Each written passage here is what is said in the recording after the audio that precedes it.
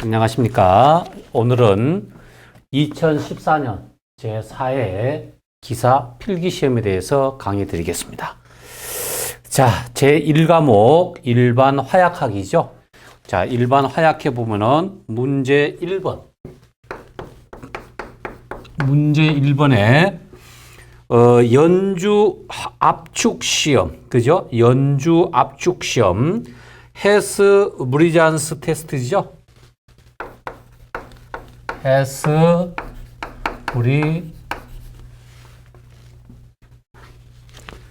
브리잔스 테스트. 우리가 연주 압축 시험 또는 요걸 헤스 브리잔스 테스트를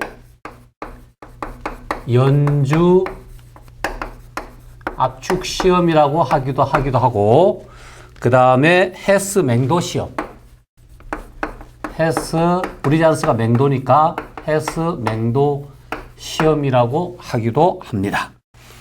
자, 연주 압축 시험에 사용하는 연주의 크기로 옳은 것은, 연주 압축 시험이라는 거는 우리가 예를 들어서 맹도를 측정할 적에 연으로 만든 기둥이 되겠죠. 요런 연주하고, 그 다음에 제가 그림을 잘 못 그려서 그런데 뭐 똑같은 연주가 되겠죠. 자, 요런 연주가 뭐냐 하면 연주가 두 개가 있습니다. 여기가 위에 있는 게 상주라 그러고 밑에 있는 거를 하주라 그러죠. 하주. 그래서 요 다이아가 얼마냐 하면은 40mm가 되죠. 40mm, 4cm. 그 다음에 높이가 30mm. 그러니까 여기도 요까지 해가지고 요 높이가 30mm. 40mm, 30mm 연주가 상주하고 하주가 있는데 요 사이에 시료를 였습니다. 요 시료가 얼마 들어가냐면은 우리가 50g. 50g의 시료를 여가지고 요 시료가 터졌을 적에 위로 밑으로 위력이 발산되겠죠? 그러면은 이 연주 자체가 수축되는 그 상태를 보고 우리가 연주 압축 시험, 헤스 맹도의 그 위력을 판단하는 겁니다. 그렇게 보시면 되고요. 그렇게 할 적에 요 직경이 40mm, 30mm, 또 40mm, 30mm. 연주가 두 개 있고, 그러니까 이제 설명을 하면은 연주 압축 시험이라는 거는 시료 50g을 시료 50g이 되는 거죠. 50g을 상주 하주 사이에, 상주 밑에 있는 거 하주 사이에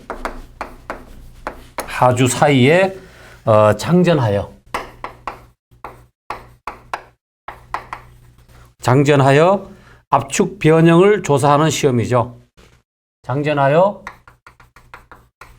폭발 시킬 때 뭘 한다? 압축 변형을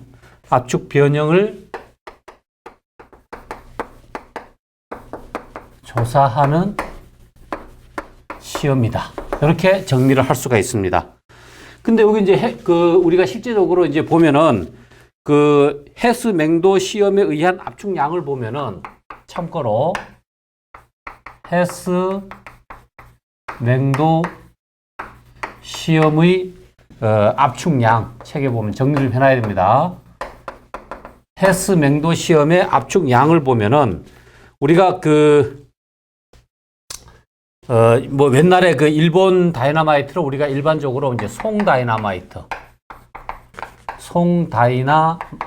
잘하신 다이나마이트인데 다이나마이트 종류죠. 다이나마이트.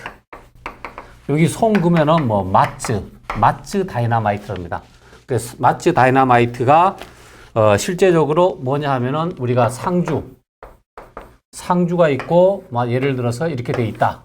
그러면은 여기 이제 구분을 이렇게 하고, 구분해가지고 상주하고 하주가 있겠죠. 그러면은 우리가 마츠 다이나마이트 같은 경우에는 상주가 18mm.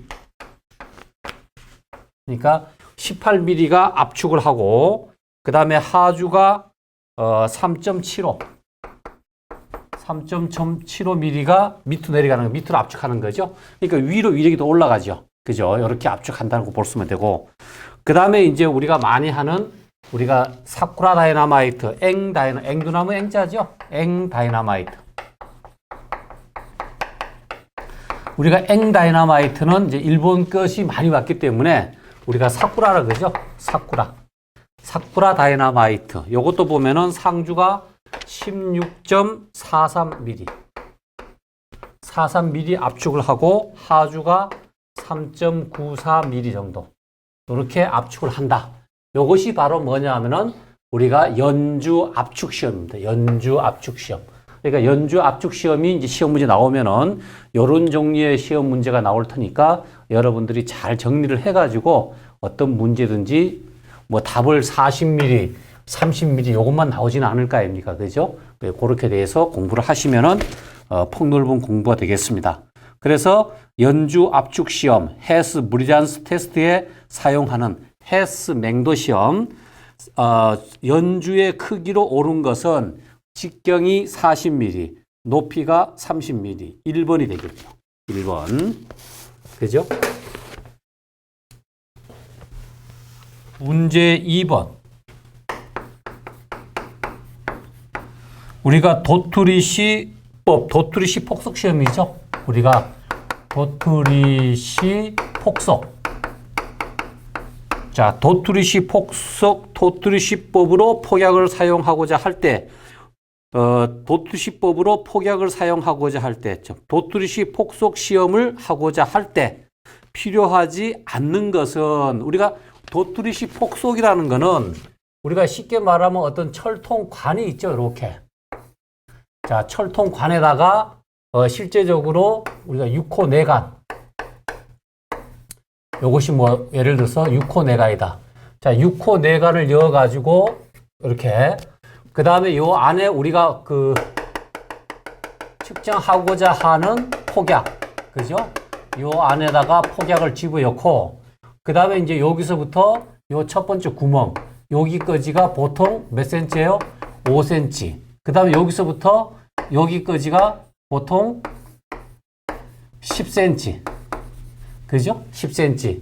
이렇게 이제 하면은, 여기가 이제 뭐냐 하면은 이것이 이제 L이 길이가 되는 거죠. L. 그 다음에 여기에서 이제 폭약이 타들어가서 내관이 터지고 일로 연소되니까 연속도가 얼마큼 빠르냐, 폭속이 얼마큼 되냐 할 적에 이러한 뭐를 넣습니까? 여기 도폭선을 넣죠? 도폭선은 끈 모양의 폭약이라 그랬죠. 이렇게 폭약. 그럼 폭약이 타들어갈 적에 요 도폭선과 요 도폭선의 센터, 중간. 요 중간에다가 나판을 설치를 했다. 요것이 뭐가 돼요? 나판.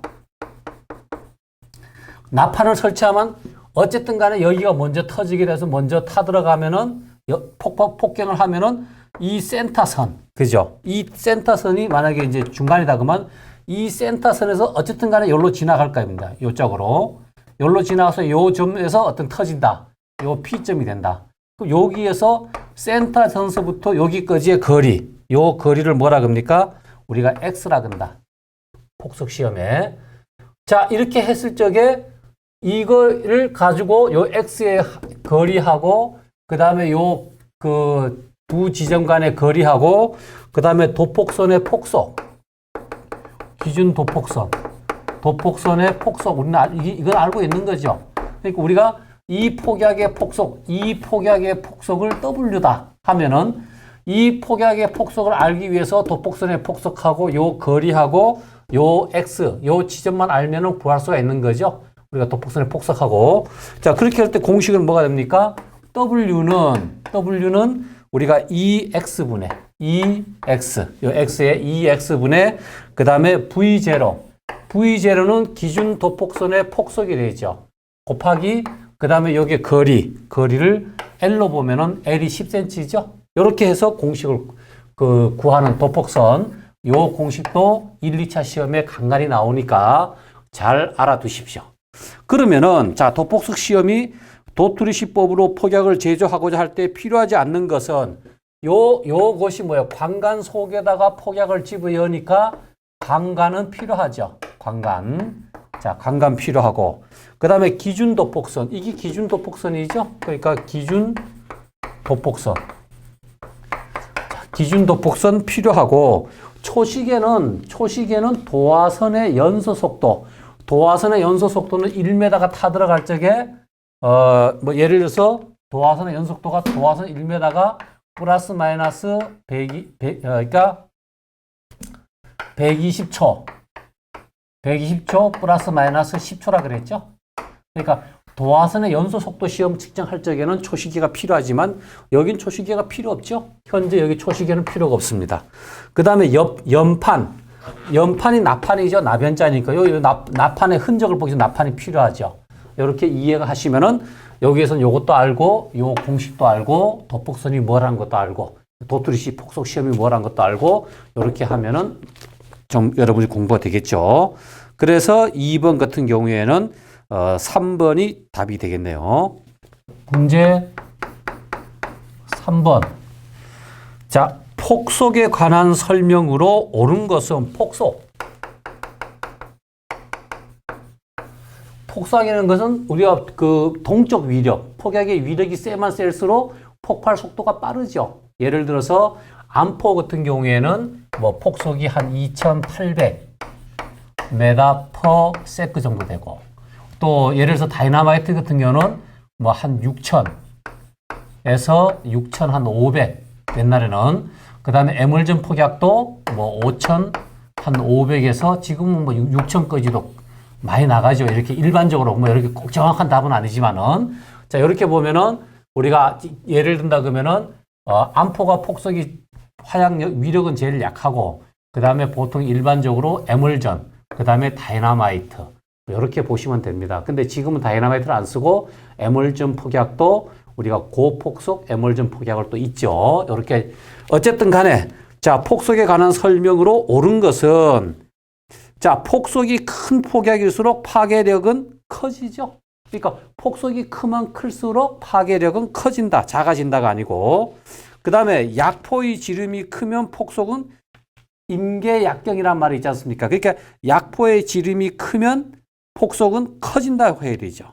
그 다음에 세 번째는 약포를 밀폐도가 큰 용기 중에 넣으면 폭속이 커진다. 맞죠? 밀폐용기, 약포를 밀폐용기에 밀폐시키면은 폭속이 커진다. 요거는 맞는 겁니다. 그러니까 여기서는 3번이 맞는 거죠. 일단은. 그 다음에 4번에 자, 충전 비중, 밀도를 작게 하면 폭속은 커진다. 밀도를 크게 하면은, 장전 비중을 크게 하면은 크게 할수록 폭속이 커지는 거죠. 근데 우리가 너무 크게 하면, 예를 들어서 뭐 암포 같은 경우에 600kg 제곱센치 이런 그 과대 장약 밀도를 높여주면은 뭐가 된다? 우리가 사압현상. 압력이 너무 세가지고 폭약이 폭경이 안 되는 그런 거를 우리가 사압현상이라 그러죠. 그러니까 이렇게 되지는 않을 한도 내에서는 충전 비중, 밀도를 작게 하면 폭속은, 반대로 밀도를 크게 하면 폭속이 커지고, 그 다음에 밀도를 작게 하면 폭속은 작아진다 그래야 되죠. 그죠? 이렇게 이해를 하시면 됩니다. 그러면은 여러분들이 제 강의를 듣고 3번 문제는 충분히 이해하시리라 생각이 됩니다. 그 다음에 이제 문제 4번 같은 경우에는 정리를 좀 하셔야 된다. 문제 4번. 자, 문제 4번은 다음 중 1g당 산소 과부족량이, 그러니까 우리가 1g당 산소 과부족량, 그러니까 OB, 산소 OB 밸런스죠. 산소가 남냐? 우리가 폭약이라는 거는 물 속에서도 폭발이 되죠. 그거는 뭐냐 하면은 산소가 없는 곳에서도 화약이 터지게끔 자체 내에 산소를 함유하고 있다는 얘기죠. 그것이 이제, 근데 다음 중 1g당 산소 과부족량, 그러니까 예를 들어서 산소가 나무만 경기치 불완전 연소를 안 하지만 산소가 부족하면은 산소 공급제를 넣어줘야 되겠죠. 근데 우리가 과부족량에서 OB 밸런스가 플러스 0.035. 여러분들 0.035라 그러면은 어디서 많이 본 숫자예요. 우리가 예를 들어서 OB 밸런스 산소 평행, 산소 평행을 공부할 적에 항상 0.035라는 공부를 했습니다. 우리가 0.035라는 거는 우리가 니트로글리세린, 그죠? 니트로, 뭐 계산도 해도 되지만, 우리가 니트로글리세린. 자, 니트로글리세린의 우리가 그 분자가 어떻게 하냐 그러면 C3. 뭐 계산 시간이 없으니까 나중에 이것도 알아야 됩니다. C3H5. 그 다음에 N3. 그 다음에 O9이죠. 이거는 모아서 되고 분리해서 되고 이거는 관계는 없습니다. 여러분들이 암기하면 돼요. 그러니까 C3H5N3 O9 여기 니트로글리세린의 OB 밸런스가 뭐예요? 플러스 0.035죠. 물론 여러분들이 이걸 가지고 공식으로 계산하면 시간이 많다 그러면 2차 시험은 뭐예요? OB 밸런스 산소 그 계산 공식이 있죠. 그래서 우리가 분자량 주기율 표상에 그 원자 번호가 있죠. 분자량에 그 다음에 2분의 Z지요. 2분의 Z 마이너스 X 그 다음에 마이너스 4분의 Y 2분의 Z 마이너스 X 마이너스 4분의 Y 곱하기 32 이렇게 계산을 하면은 되죠. 이렇게 해가지고 여기서 조심할 거는 뭐냐 하면은 우리가 그 Z는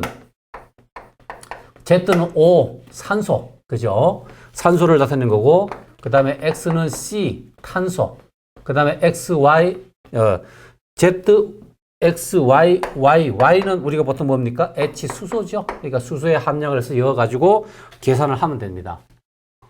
요것이 이제 니트로글리세린의 기본적이고, 그 다음에 이제 TNT. 우리가 TNT도 계산은 잘 나오죠. 나왔다 그만 니트로글리세린하고 TNT니까, 우리가 TNT 같은 경우는 우리가 C7, 그 다음에 H5, H5에, 그 다음에 N3에, 그 다음에 O6죠. 요 TNT는 계산하면 얼마 나오면은 마이너스 산소가 부족하죠. 0.739. 물론 요 계산을 해도 나옵니다. 자, 요거는 무조건 요 TNT 0.739. 그다음에 니트로글리세린 플러스 0.035 암기를 하시고 그다음에 요거를 계산해서 푸는 방법까지 하면은 2차 시험까지 여러분들이 준비를 할 수가 있는 겁니다. 그다음에 이제 책에 나온 대로 하면은 거기에 이제 일반적인 거 우리가 예를 들어서 뭐 질산칼륨이다. 질산칼륨. 자, 질산칼륨은 책에 보면은 플러스 0.392. 0.392. 그다음에 질산나트륨. 질산나트륨은 플러스 0.470. 0.470. 그 다음에 질산바륨. 같이 정리해서 같이 암기해야 됩니다. 질산바륨은 플러스 0.306. 그 다음에 과염소산 암모늄. 과염소산 암모늄. 과염소산 플러스 0.340. 플러스 0.340. 그 다음에 과염소산 칼륨. 과염소산 칼륨이죠. 과염소산 칼륨은 0.460 플러스 0.460.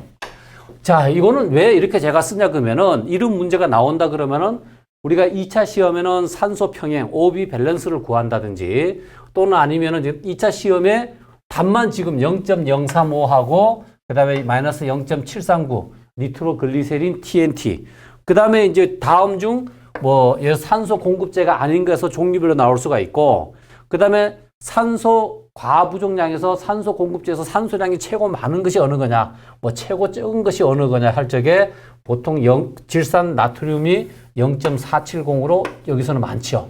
뭐 이런 거라든지 이런 걸 찾을 적에 시험 문제 나올 수 있으니까 뭐 출제자가 어떻게 시험 문제를 내더라도 여러분이 실력만 빵빵하게 정리를 해놓으면은 어디로 가더라도 그 문제는 잡을 수가 있죠. 이렇게 공부를 하셔야 됩니다. 질산 암모늄은 얼마예요? 질산 암모늄.